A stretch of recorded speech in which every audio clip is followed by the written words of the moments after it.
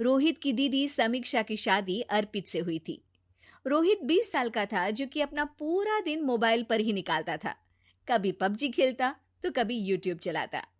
एक दिन अर्पित और समीक्षा समीक्षा के मम्मी पापा से मिलने आते हैं और देखते हैं कि रोहित मोबाइल से हटने को तैयार ही नहीं है। अरे रोहित, तुम्हारी तो आईआईटी की परीक्षा है ना? तुम तैयारी नहीं कर रहे हो परीक्षा की? वो सब तो मोबाइल पर ही हो जाएगा। ये देखिए, ये है गूगल। इससे जो भी पूछो वो सब बता देता है। तो आखिर कागज क्यों बर्बाद करूं? अरे पर तुम इन प्रश्नों की तैयारी बिना लिखोगे कैसे? उसमें क्या है, ये देखिए नोटपैड, बिल्कुल कॉपी जैसा है, इसी पर कर लूंगा। हम जब तुम्हारी उम्र के थे तब हम दोस्त मिलकर प्रश्न हल किया करते थे। उससे हमारी हैंडराइटिंग की भी प्रैक्टिस हो जाती थी और समय का भी अंदाजा लग जाता था। और फिर साथ में हम एक दूसरे की मदद भी कर देते थे अगर कोई अटक जाए तो। आपका जमाना अलग था जीजा जी। अभी जमाना फास्ट और स्मार्ट हो गया है। जमाना क्या, अब तो फोन भी स्मार्ट हो गया है। समय के साथ बदलना पड़ता है जीजा जी। अब बस भी कीजिए आप, हर चीज को लेक्चर में बदल देते हैं। रोहित अच्छा कर लेता है परीक्षा में। इतने में अर्पित के सास ससुर जी आ जाते हैं हॉल में, और अर्पित इस बारे में बात नहीं करता। हालांकि अर्पित को लगता तो है कि पूरी तरह मोबाइल पर लगे रहना सही नहीं है, पर वो इस बात को और नहीं छेड़ता। ऐसे ही 2 दिन निकल जाते हैं। समीक्षा, मुझे काम से फोन आया था, मुझे वापस काम पर लौटना पड़ेगा। पर हमें आए हुए तो 2 ही दिन हुए हैं। अभी चले गए तो माँ और पापा को अच्छा नहीं लगेगा ना। अच्छा ठीक है, तुम रुक जाओ, मैं काम खत्म करके फिर लौट आऊंगा। एक काम कीजिए ना, परसों रोहित भी परीक्षा के लिए निकलेगा, आप उसी के साथ निकल जाना। दोनों वैसे भी बात नहीं करते, साथ में जाएंगे तो हो सकता है आप लोग आपस में बातचीत भी करने लग जाओ। आह, ठीक है, मैं काम को 2 दिन टाल सकता हूँ। उसी रात जब सब खाना खाने बैठे थे, तो अर्पित अपने जाने की खबर बाकी लोगों को बताता है। मुझे काम के लिए वापस जाना होगा। अरे बेटा, पर अभी तो तुम आए हो, इतनी जल्दी चले जाओगे? नहीं माँ जी, समीक्षा यहीं रहेगी और मैं जल्दी काम खत्म करके वापस आ जाऊंगा। अब ठीक है, काम भी जरूरी है। वैसे कब निकलोगे बेटा? 2 दिन में। मैंने सुना है कि उस दिन रोहित को भी परीक्षा के लिए जाना है, तो कल मैं दोनों की टिकट करा लेता हूँ बुक।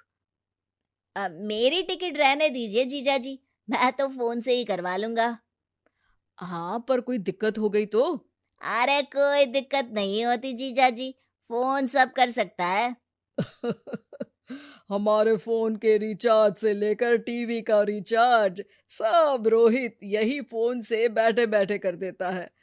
अब ये नई चीज तो हमारे समझ के परे है, पर अच्छा है कि रोहित जानता है। हमारी मेहनत इतनी कम हो गई भाई। हाँ, पर अगर टिकट नहीं मिली तो? अर्पित की बात पूरी होने से पहले ही बिजली चली जाती है।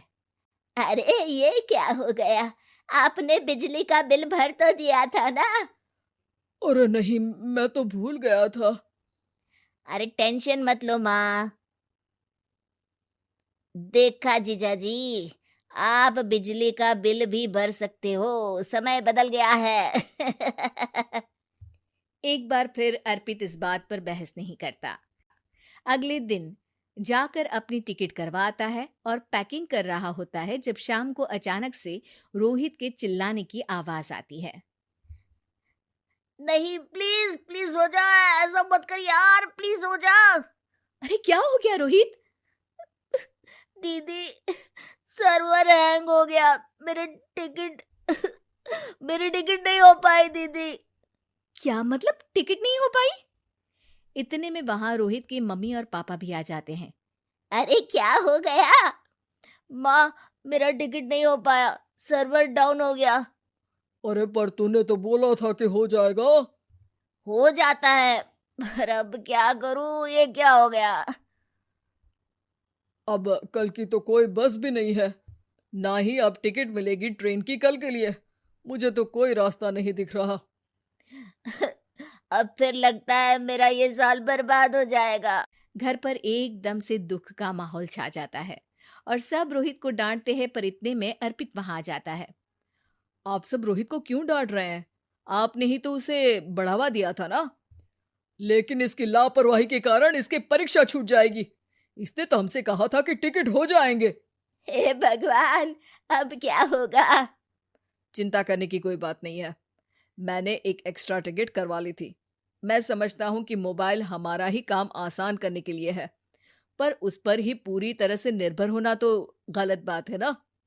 रोहित टिकट को देखकर बहुत खुश हो जाता है और जोर से जाकर अपने जीजाजी के गले लग जाता है।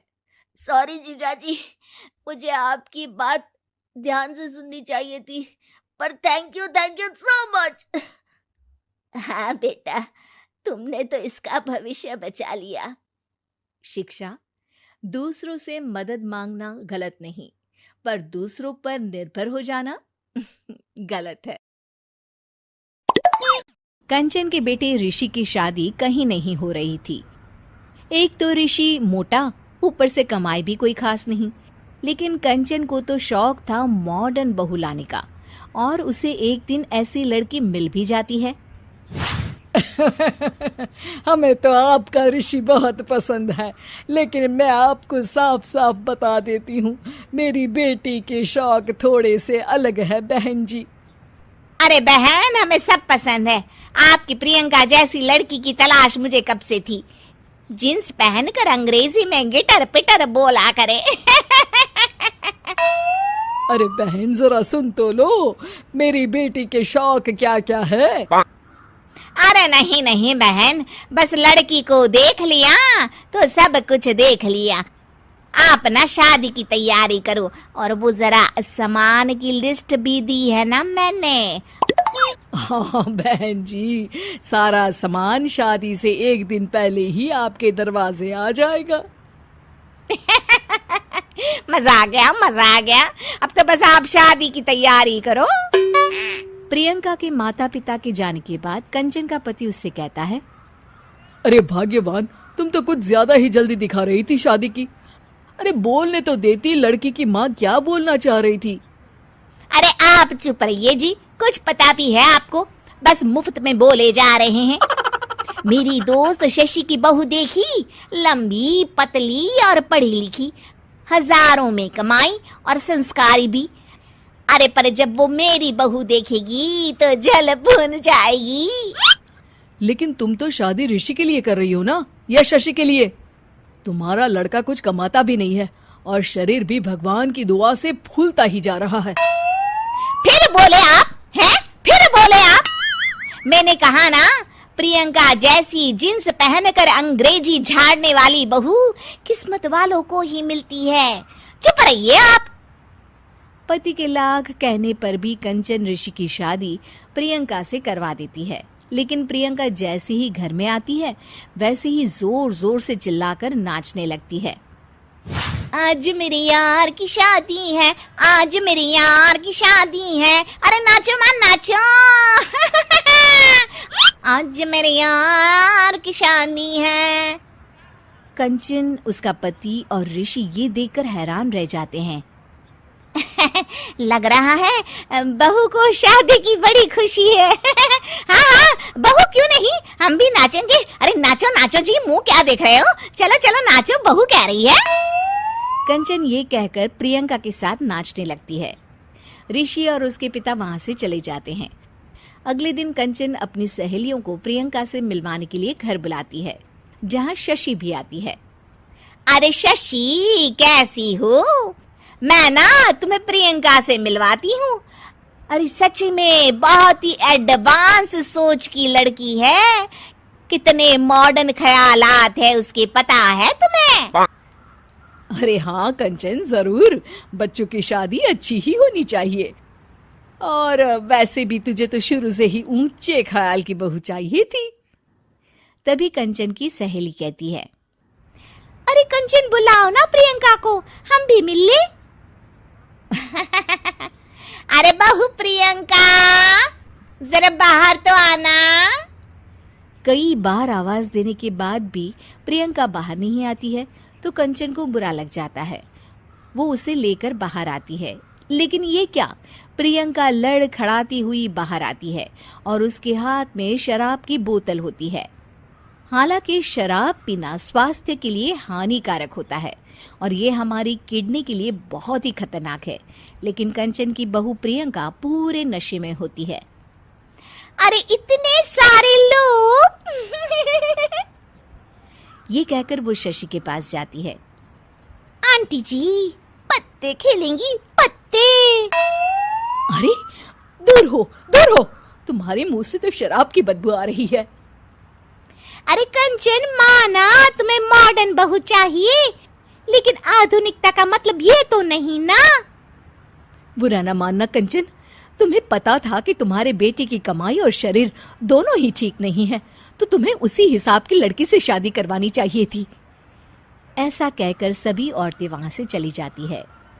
तभी प्रियंका की माँ कंचन के घर आती है। अरे बहन जी, बड़ी चालाक निकली आप तो। बिना बताए अपनी पियक्कड़ बेटी मेरे लायक बेटे के गले में बांध दी। आय हाय, बड़ी आई बिना बताए। उस दिन जब मैं ये बात बता रही थी तो तुम तो सुनने को भी तैयार नहीं थी। अब भुगतो तुम।